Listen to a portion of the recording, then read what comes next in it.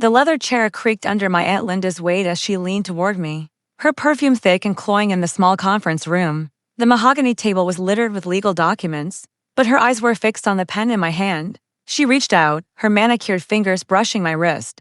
A gesture that feigned comfort but felt like a shackle. "Don't fight it, sweetie," she whispered, her voice low enough that the cousins checking their phones in the corner couldn't hear. "It's what your grandfather wanted.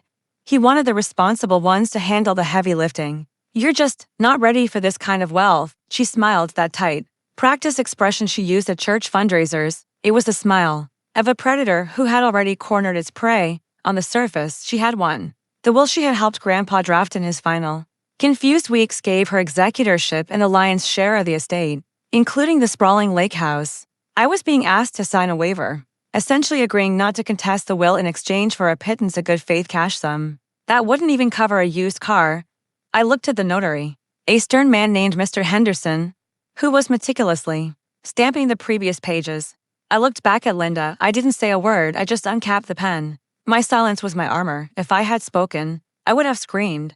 I would have screamed about the 5 years I spent changing oxygen tanks, managing hospice nurses, and sleeping in the guest room so Grandpa wouldn't be alone during the storms. Linda had visited twice in those 5 years, once to borrow money, and once to audit his jewelry collection. But screaming makes you look crazy. Screaming makes you look like the bitter, disinherited grandchild. Silence makes you look compliant. And compliance was exactly what Linda needed to lower her guard. She needed to believe I was defeated. She needed to believe that her sudden appearance in the last month of his life, armed with new lawyers and sweet talk, had actually worked. I held the pen over the paper. Linda let out a breath she didn't know she was holding. She was already mentally redecorating the lake house. She was already spending the money. What Linda didn't know, what she couldn't possibly know because she was too busy counting chickens, was that Grandpa wasn't as senile as she hoped. 3 years ago, during a moment of absolute clarity, he and I had sat in this very building, but in a different office 3 doors down. We hadn't discussed wills. Wills are public, wills can be contested, wills are messy. We discussed trusts. Irrevocable living trusts. Grandpa knew Linda was a vulture. He knew she would swoop in the moment his heart stopped. So we moved everything, the house, the investment, accounts, the vintage car collection. It was all transferred out of his name and into the Harrison family trust. I was the sole trustee.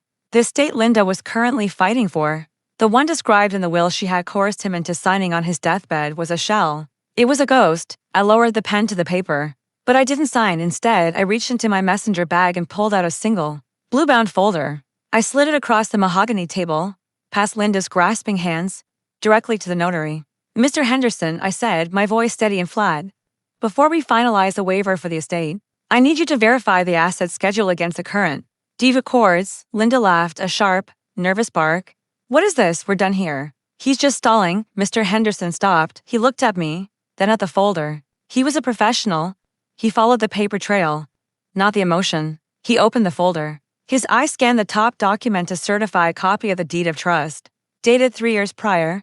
He paused, the stamping stopped, the room went dead silent. "Mrs. Linda," the notary said, his tone changing from polite to bureaucratic ice, "this document indicates that the property of 40 for Lakeview Drive is not part of the decedent's estate." Linda blinked, her face going slack. "Excuse me, of course it is. It's in the will. Look at page 4. The will dictates the distribution of assets owned by your father at the time of his death," the notary explained, pushing his glasses up his nose.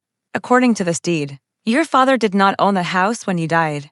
The trust did." "Who controls the trust?" Linda demanded, her voice rising an octave. She turned to her lawyer, who was suddenly frantically flipping through his own files. "Fix this." Mr. Henderson looked at the second page of my document. "The sole trustee is." He looked up at me. I didn't smile. I didn't smirk. I just stared right into Linda's eyes. "The estate you are the executor of," I said softly, breaking my silence, "consists of a checking account with $2,000 in it, and about $50,000 in credit card debt that Grandpa racked up paying for his own medical care because you refused to help." Linda stood up, knocking her chair back. "You manipulated him. I'll sue. I'll drag this out for years. You can't." I replied, finally capping my pen. "The trust is irrevocable. It's ironclad, and since the house isn't part of the probate, you have no claim. The will you forced him to sign is valid." "Linda, congratulations. You are legally in charge of his debt. I hope you handle it responsibly." Her lawyer whispered something in her ear, likely telling her to shut up and sit down because she had just walked into a buzzsaw. The color drained from her face. leaving her foundation looking like cracked plaster. I stood up and gathered my folder. I didn't look at the cousins, who were staring at me with wide, terrified eyes. I didn't look at the lawyer, who was already packing his briefcase, realizing he wasn't getting paid from the estate funds because there were no estate funds. I looked at Linda one last time. She was trembling, her mouth opening and closing like a fish out of water. "You were right, Aunt Linda," I said, walking to the door. "I shouldn't fight it, and neither should you." I walked out of the office and into the bright afternoon sun. I had a lake house to inspect, and for the first time in years, the air tasted clean.